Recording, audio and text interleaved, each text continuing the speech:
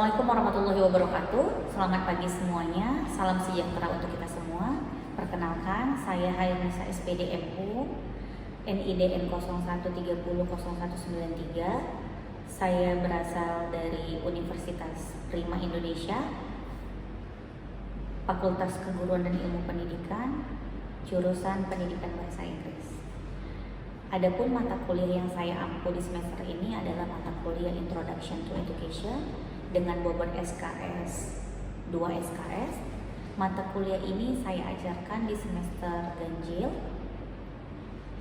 Adapun kode mata kuliah ini adalah KB 62102. Adapun capaian pembelajaran pada mata kuliah ini adalah menunjukkan sikap bertanggung jawab atas pekerjaan di bidang keahlian secara mandiri, mampu menerapkan pemikiran logis, kritis, sistematis, dan inovatif dalam konteks pengembangan atau implementasi ilmu pengetahuan dan teknologi yang memperhatikan dan menerapkan nilai humaniora yang sesuai dengan bidang keahlian. Kemudian mampu menunjukkan kinerja mandiri, bermutu, dan terukur. Adapun capaian dari mata kuliah ini adalah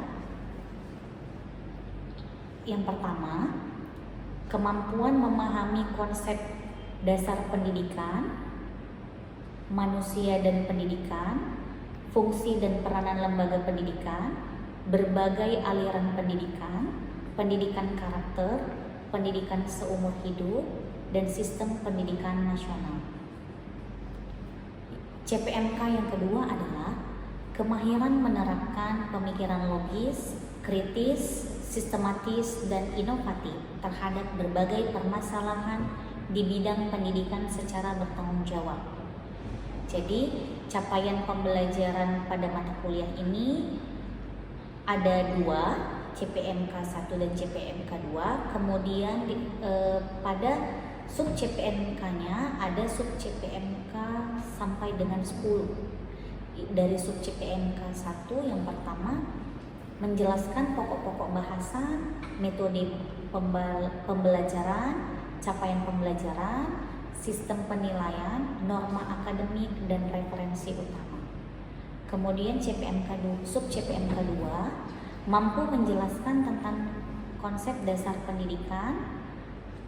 Yang sub ketiga adalah mampu menjelaskan hubungan antara manusia dan pendidikan. Yang sub CPMK keempat adalah mampu menjelaskan fungsi dan peranan lembaga pendidikan. Yang sub CPMK kelima adalah mampu menjelaskan konsep peserta didik dan pendidik. Sub CPMK 6 adalah mampu menjelaskan aliran-aliran pendidikan. Sub CPMK 7 adalah mampu menjelaskan pendidikan karakter. Sub CPMK 8 adalah mampu menjelaskan permasalahan pendidikan. Sub CPMK 9 adalah mampu menjelaskan pendidikan seumur hidup. Dan sub CPMK 10 adalah mampu menjelaskan sistem pendidikan di Indonesia. Adapun mata kuliah ini dilakukan selama 1 semester dengan pertemuan sebanyak 14 kali tatap muka dan 2 kali untuk ujian, dan ujian itu dilakukan secara daring. Untuk UTS itu dilakukan setelah 7 pertemuan. Pertemuan ke-8-nya adalah UTS, dan pertemuan 9 sampai dengan 15 itu adalah teori, dan pertemuan ke-16-nya adalah kuis. Dan materi yang digunakan dalam mata kuliah ini adalah materi yang sudah disesuaikan dengan kebutuhan, dan materi ini dimasukkan ke dalam SPADA karena di Untri kita setiap materi pretest, posttest, dan soal ujian itu dimasukkan ke dalam SPADA gitu. Demikian. Berikut saya lampirkan RPS dari mata kuliah tersebut. Terima kasih.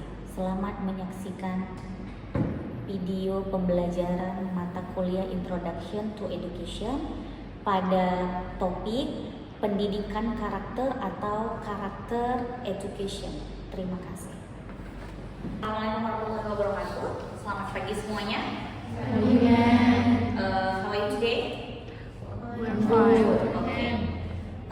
Today we will continue on our topic and we are talk about character education. Yeah. Okay. What do you think about character education? Who knows? Okay. Character education is the systemic cultivation of moral, values, and good habits, aim for continuous self-environment towards a better life. Its roots trace back to the Greek word character, signifying a distinctive mark or character, reflecting its profound impact or personal. A historical and cultural context. In 2010, Indonesia declared a national commitment to character building, deeply rooted in moral philosophy from Aristotle to modern psychology.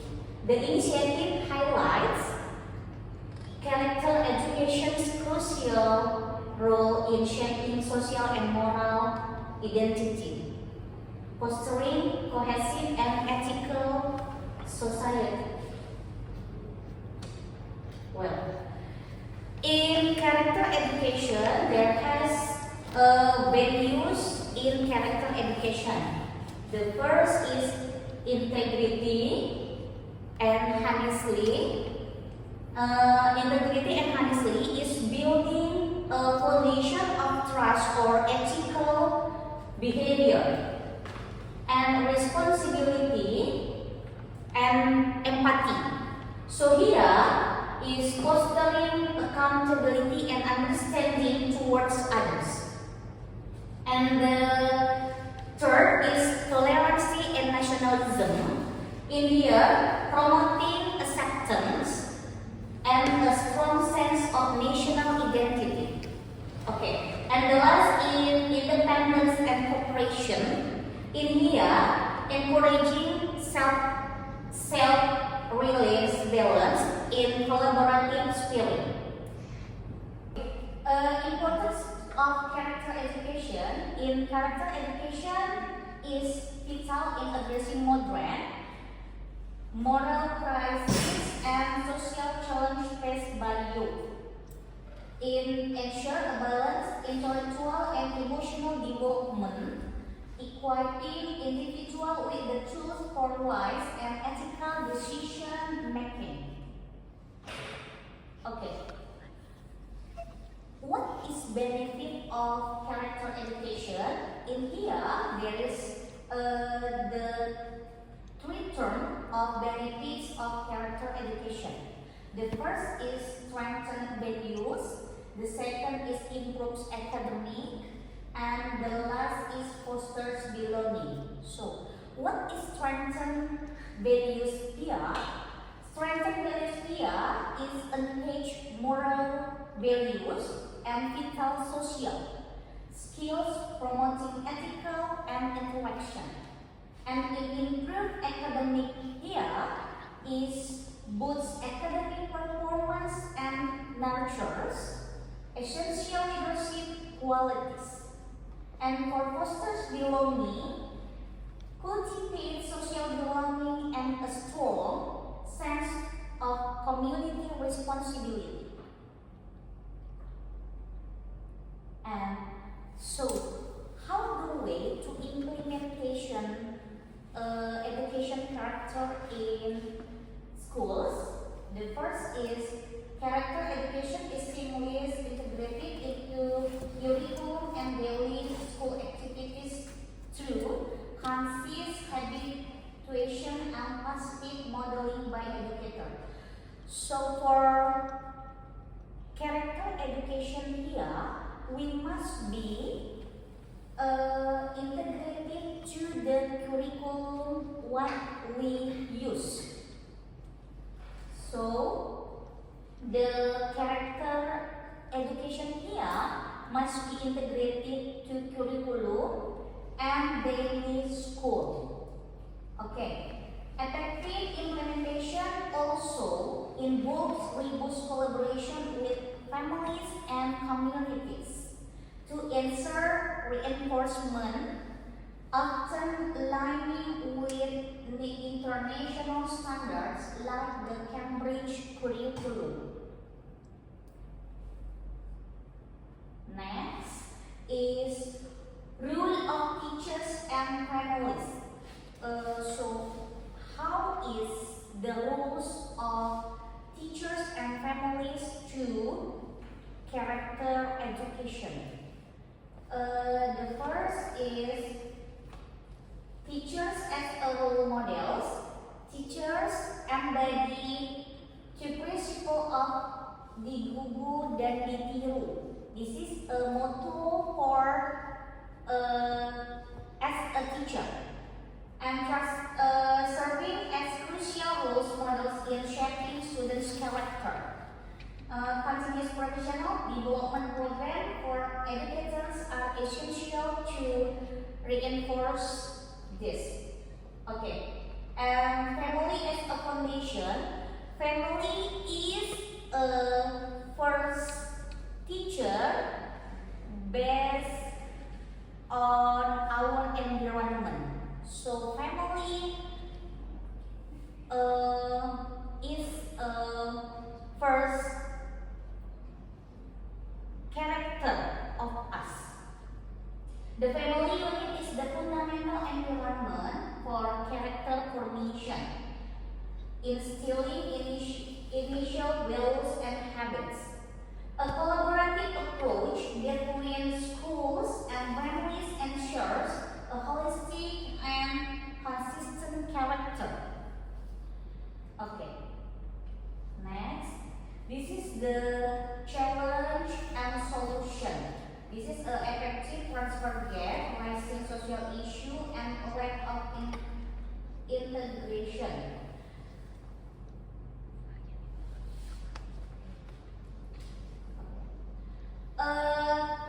This is the example of character education in Bina School, Bina Nusantara School in Jakarta. School such as Bina School Semarang, in Semarang here. Semarang exemplify this by adapting and integrating their core values into the curriculum.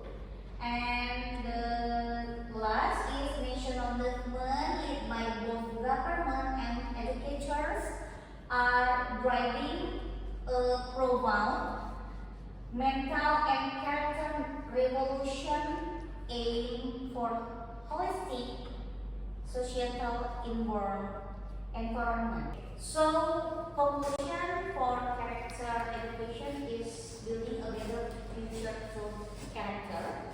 Character education is a paramount for holistic human development, necessitating a sustained collective effort from schools, families, and society at large.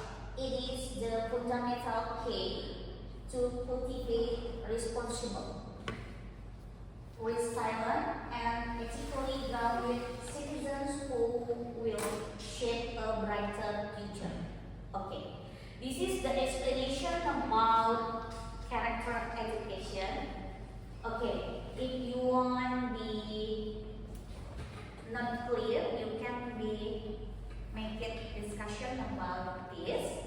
We want to give question about this. Okay, want to give the question from this material? Yes. Apakah kegiatan ekstrakurikuler berkontribusi pada pembentukan karakter siswa? Dan bagaimana contohnya? Who want give the response based on Astrid's question? Yes, Melanie. Nah, kegiatan ekstrakurikuler ini sangat berkontribusi pada pembentukan karakter siswa karena di dalam kita mengikuti kegiatan organisasi itu kita banyak belajar hal seperti kita mengikuti ekstrakurikuler pramuka dan organisasi OSIS. Nah, di situ kita kan banyak belajar hal seperti kita mendapatkan karakter seperti disiplin waktu, solidaritas, bertanggung jawab, dan lain-lain. Nah, jadi ekstrakurikuler ini banyak membuat kita mendapatkan karakter yang positif karena kita mendapatkannya secara langsung di luar kelas. Begitu. Satisfied Astrid? Yes. Oke. Apakah ekstrakurikuler itu berkontribusi untuk pendidikan karakter? Jadi ekstrakurikuler itu bisa berkontribusi sebagai pendidikan karakter bagi seorang siswa. Kenapa? Karena ekstrakurikuler itu adalah suatu minat atau bakat yang dipilih oleh siswa sesuai dengan apa yang dia inginkan. Jadi ketika seorang siswa itu kita bilang dia minatnya ke pramuka, ya. Pramuka itu kan di situ banyak hal yang kita pelajari seperti baris berbaris, kemudian huruf morse dan lain-lain. Jadi dari kegiatan pramuka itu bisa menumbuhkan minat seorang siswa dari yang dia tidak suka, misalnya dia tidak suka berpetualang. Kenapa? Karena mungkin selama ini setiap dia mau pergi berpetualang nggak diizinkan sama orang tuanya dengan berbagai alasan keamanan, kemudian kesehatan, cuaca ataupun lain-lain. Tapi ketika dia mengikuti kelas pramuka atau ekstrakurikuler pramuka, otomatis orang tuanya memberikan izin ketika dia ingin berkegiatan di luar, atau bahkan kita bilang kalau pramuka kan seringnya camping. Karena dia ikut pramuka, jadi ketika dia minta izin sama orang tua, saya mau izin untuk ada camping atau persami, itu boleh diizinkan sama orang tua. Kenapa? Karena memang sudah jelas tujuannya apa. Misalnya kegiatannya persami, berarti perkemahan 1 minggu. Pasti kan ada pendampingnya, kemudian ada yang menanggung jawabi. Pendampingnya siapa?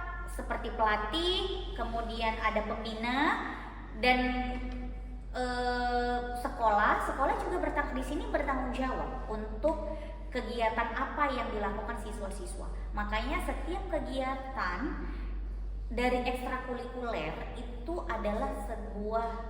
adalah suatu kegiatan yang formal. Kenapa? Karena memang kegiatan tersebut diwadahi oleh sekolah dan ditanggung jawabi langsung oleh kepala sekolah. Makanya kalau terjadi apa-apa ketika kita melakukan ekstrakurikuler, itu yang bertanggung jawab besar itu sekolah.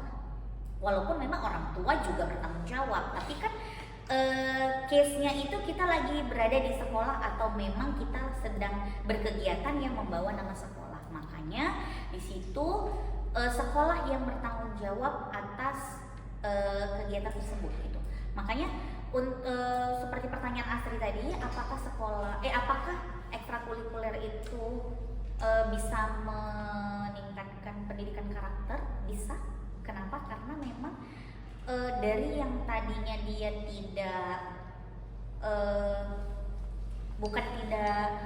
tidak berkarakter ya, bukan, tapi tadinya yang karakternya itu tertutup atau memang dia introvert, karena dia ikut kegiatan ekstrakurikuler jadi dia nggak introvert lagi. Nah, bisa jadi extrovert atau bahkan mungkin dia lebih cheerful dalam sehari-hari.